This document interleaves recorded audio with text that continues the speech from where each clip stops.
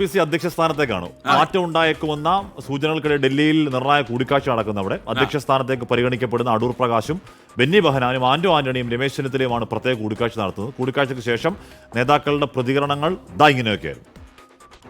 എന്നെ വെറുതെ വിടും. എന്തായാലും തൽക്കാലം ഞാൻ ഒന്നിനും മറുപടിയില്ല. സോറി. കെ സുധാകരന് ക്ഷോഭമായിരുന്നു പ്രതികരണം. ആ പ്രതികരണത്തിലേക്ക് കൂടി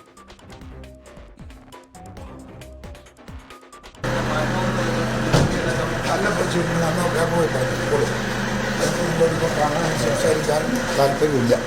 നേതാക്കൾ പങ്കെടുക്കുന്നില്ല. അതിലെന്തെങ്കിലും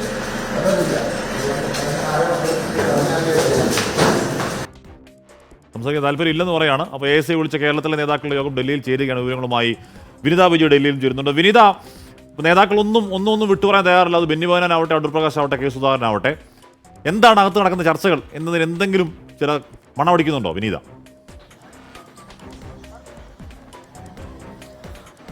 ഹാഷ്മി, എന്താണെങ്കിലും ചർച്ചകൾ ആരംഭിച്ചിട്ടുണ്ട്. അത് മാത്രമാണ് നമുക്ക് ഇവിടെ നിന്ന് പറയാൻ കഴിയുക. മറ്റ് കാര്യങ്ങളൊക്കെ അധികം വൈകാതെ തന്നെ നമുക്ക് മനസ്സിലാക്കാൻ കഴിയുമെന്നാണ് പ്രതീക്ഷിക്കുന്നത്. ഏതാണെങ്കിലും നമുക്ക് ഇപ്പോൾ നിൽക്കുന്നത് AICC ഓഫീസിലാണ്. എല്ലാ നേതാക്കളും എത്തിയിരിക്കുകയാണ്. രാഹുൽ ഗാന്ധി, മല്ലികാർജ്ജുൻ ഖാർഗെ, KC വേണുഗോപാൽ അടക്കമുള്ളവരെത്തി. രാഹുൽ ഗാന്ധിയുടെയും മല്ലികാർജ്ജുൻ ഖാർഗെയുടെയും അധ്യക്ഷതയിലാണ് യോഗം ചേരുന്നത്. ഒപ്പം തന്നെ ഹാഷ്മി നേരത്തെ സൂചിപ്പിച്ചതുപോലെ കെ സുധാകരൻ എത്തിയിട്ടുണ്ട്.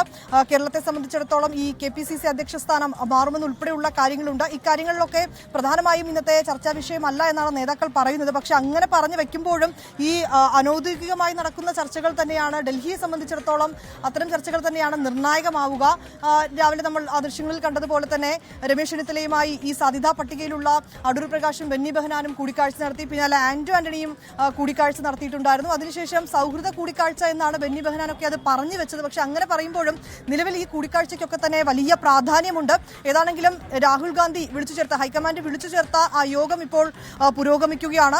കേരളത്തെ സംബന്ധിച്ചിടത്തോളം, കോൺഗ്രസ് നേതൃത്വത്തെ സംബന്ധിച്ചിടത്തോളം ശശി തരൂരിന്റെ അടക്കമുള്ള വിവാദങ്ങൾ ഉണ്ടായിരുന്നു. ആ വിവാദങ്ങളുടെയൊക്കെ തന്നെ പശ്ചാത്തലത്തിലാണ് ഈ യോഗം വിളിച്ചു ചേർത്തിട്ടുണ്ടായിരുന്നത്. നിലവിൽ ഈ വിവാദങ്ങളൊന്നും ഇന്നത്തെ യോഗത്തിൽ ചർച്ചയാവില്ല എന്ന് നേതാക്കൾ പറയുന്നുണ്ട്. പക്ഷേ അവർ പറയുന്ന മറ്റൊരു കാര്യം, തദ്ദേശ നിയമസഭാ തെരഞ്ഞെടുപ്പുകൾ അടുക്കുകയാണ്. ഇതുമായി ബന്ധപ്പെട്ടുകൊണ്ടുള്ള മുന്നൊരുക്കങ്ങളായിരിക്കും ചർച്ചയാവുക എന്നാണ്. ഏതാണ്ട് 6 മാസം മുൻപെങ്കിലും സ്ഥാനാർത്ഥിമാരെ പ്രഖ്യാപിക്കാൻ കഴിയുമെന്ന് ഉൾപ്പെടെയുള്ള കാര്യങ്ങളൊക്കെ ആയിരിക്കും ഈ യോഗം ഔദ്യോഗികമായി ചർച്ച ചെയ്യുന്നത്. പക്ഷേ അനൗദ്യോഗികമായി നേതാക്കൾ കേരള ഹൗസിൽ കൂടിക്കാഴ്ചകൾ നടത്തിയിട്ടുണ്ടായിരുന്നു.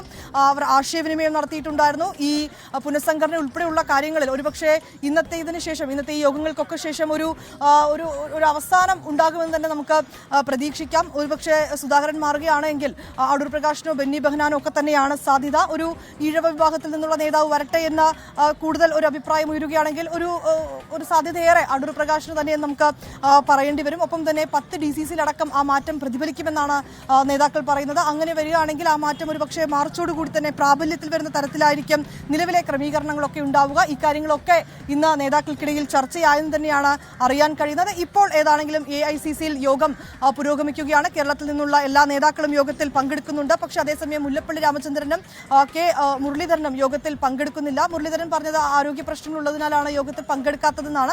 മുല്ലപ്പള്ളി രാമചന്ദ്രൻ നേരത്തെ തന്നെ കത്ത് ഖർഗയ്ക്ക് നൽകിയിട്ടുണ്ടായിരുന്നു. ആ കത്തിൽ ഏറ്റവും പ്രധാനമായി പറയുന്നത് പാർട്ടി നേതൃത്വത്തെ ഒന്നിച്ചു മുന്നോട്ട് കൊണ്ടുപോകാൻ കഴിയുന്ന ഒരാൾ അധ്യക്ഷ സ്ഥാനത്തേക്ക് വരട്ടെ എന്നുള്ളത് തന്നെയാണ്. സുധാകരൻ മാറണമെന്നുള്ള നിലപാടിനെ കൂടി അദ്ദേഹം ആ കത്തിൽ സപ്പോർട്ട് ചെയ്യുന്നു, പിന്തുണയ്ക്കുന്നു എന്നുകൂടിയാണ് നമുക്ക് ആ കത്തിലെ വിവരങ്ങളിൽ നിന്ന് വ്യക്തമാക്കാൻ കഴിയുന്നത്. ഇപ്പോൾ എന്താണെങ്കിലും AICCയിൽ നമുക്ക് കാണാൻ കഴിയുന്നത് AICCയുടെ ഇന്ദിരാ ഭവനാണ്. ഇവിടെയാണ് ഈ യോഗം പുരോഗമിക്കുന്നത്. നേതാക്കളൊക്കെ തന്നെ എത്തിയിട്ടുണ്ട്. യോഗം ഇപ്പോൾ പുരോഗമിക്കുകയാണ്. വിനീത അവിടെ തന്നെ നിൽക്കൂ. യോഗം കഴിയുന്നതിന് മുമ്പ് കാര്യങ്ങൾ നമുക്ക് അറിയണം, അല്ലേ?